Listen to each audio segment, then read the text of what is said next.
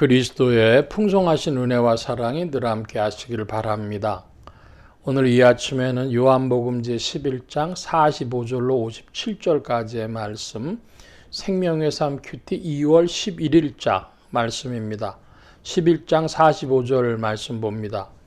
마리아에게 와서 예수께서 하신 일을 본 많은 유대인이 그를 믿었으나 그 중에 어떤 자는 바리새인들에게 가서 예수께서 하신 일을 알리니라. 이에 대제사장들과 바리새인들이 공회를 모으고 이르되 이 사람이 많은 표적을 행하니 우리가 어떻게 하겠느냐. 만일 그를 이대로 두면 모든 사람이 그를 믿을 것이요 그리고 유대인들이 와서 우리 땅과 민족을 빼앗아 가리라 하니 그 중에 한 사람 그의 대제사장인 가야바가 그들에게 말하되 너희가 아무것도 알지 못하는도다. 한 사람이 백성을 위하여 죽어서 온 민족이 망하지 않게 되는 것이 너희에게 유익한 줄 생각하지 아니하는도다 하였으나 이 말은 스스로 함이 아니요 그 해의 대제사장이므로 예수께서 그 민족을 위하시고 또 그 민족만 위할 뿐 아니라 흩어진 하나님의 자녀를 모아 하나가 되게 하기 위하여 죽으실 것을 미리 말함이로라. 이날부터는 그들이 예수를 죽이려고 모의하니라. 그러므로 예수께서 다시 유대인 가운데 드러나게 다니지 아니하시고 거기를 떠나 빈들 가까운 곳에 에브라임이란 동네에 가서 제자들과 함께 거기 머무르시니라. 유대인의 유월절이 가까움에 많은 사람이 자기를 성결하게 하기 위하여 유월절 전에 시골에서 예루살렘으로 올라갔더니 그들이 예수를 찾으며 성전에 서서 서로 말하되 너희 생각에는 어떠하냐 그가 명절에 오지 아니하겠느냐 하니 이는 대제사장들과 바리새인들이 누구든지 예수 있는 것을 알거든 신고하여 잡게 하라 명령하였음이더라. 요한복음 11장 45절로 57절까지의 말씀에 보면 이제 나사로가 살아나게 된 일로 많은 사람들이 믿었다 그럽니다.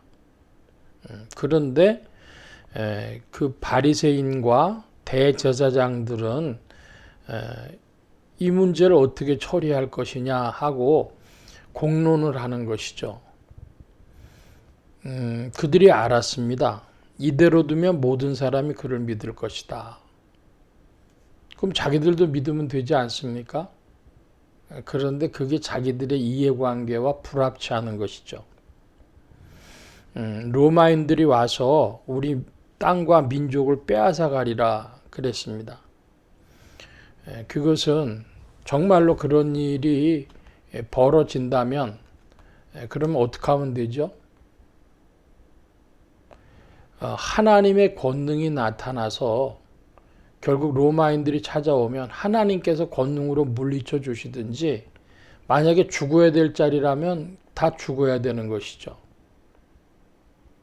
제가 지금 말씀드리고픈 것은 미봉책, 대제사장들과 바리새인들의 미봉책에는 자기들의 이권이 숨겨져 있었던 것입니다. 명분을 내세웁니다.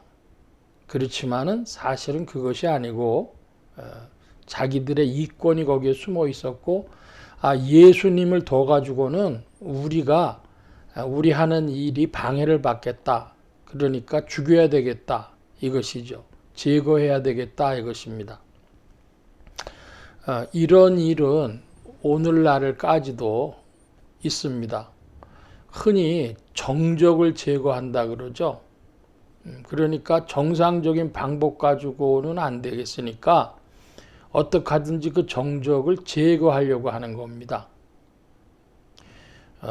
처음에는 사람들이 법으로 해보려고 하다가 그 다음에는 죽이려고 물리적으로 죽이려고 하다가 뭐 이런 방식으로 해가지고 세계 정치사를 보면 그렇습니다. 뭐 필리핀 같은 데도 저도 그런 일이 있었고요. 미국도 다른 것이 아니죠. 예를 들어 케네디 대통령이 왜 죽었나? 그런데 지금까지도 그거 밝혀지지 않잖아요. 그러니까 사람들이 자기들의 이해관계와 충돌되니까 그런 수단 방법을 가리지 않는데 바로 이 대제사장과 바리새인의 무리들이 겉으로는 민족을 내세우지만은 속으로는 자기들의 이해관계 때문에 예수님 죽이려고 한 것입니다. 많은 사람들이 믿은 것처럼 자기들도 믿으면 되는데 그렇지 않았던 것이죠.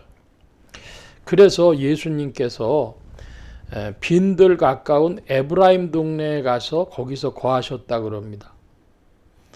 그런데 예수님이 거기에서 머무르시는 것은 그 타이밍, 하나님의 경륜 가운데 있을 타이밍을 맞추시기 위해서 그 시간표에 맞추시기 위해서 잠시 거기 계셨던 것 뿐입니다. 예수님의 죽음으로써 하나님의 뜻이 성취될 것은 미리 알고 계셨습니다. 그런데 문제는 언제 죽냐는 것이죠.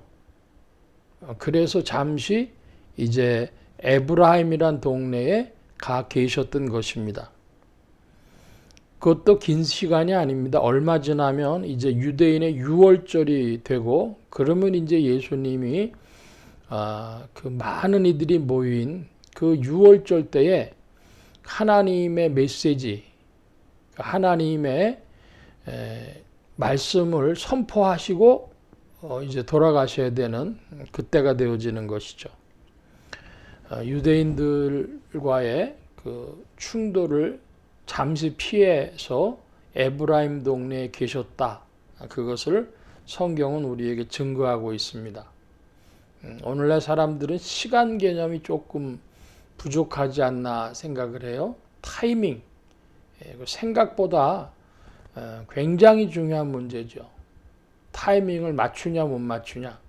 그러니까 사격하는 선수들도 그 지나가는 이제 군인들 중에 특등사수 이런 분들 있지 않습니까? 지나가는 목표물을 맞추기 위해서 타이밍을 재죠. 근데 오늘날 사람들이 성경을 보거나 이럴 때 타이밍의 개념 없이 성경을 보면 이 박진감이 사라집니다. 성경을 보실 때 예수님이 하나님의 경륜의 시간에 맞추시기 위해서 이렇게 하시는 걸 볼 때 어떤 박진감을 느껴요.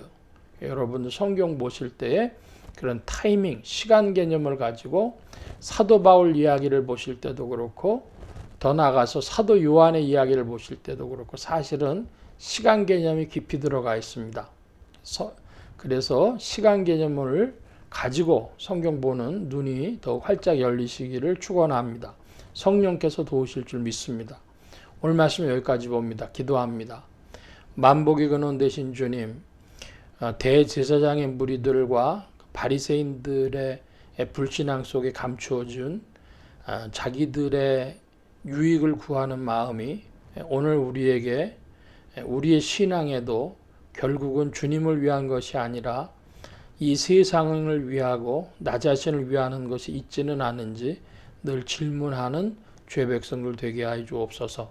주의 사랑 가운데 인도하셔서 주의 말씀을 더욱 비비춰 주시고 주의 말씀이 깨달아지게 하시며 풍성하게 하여 주옵소서.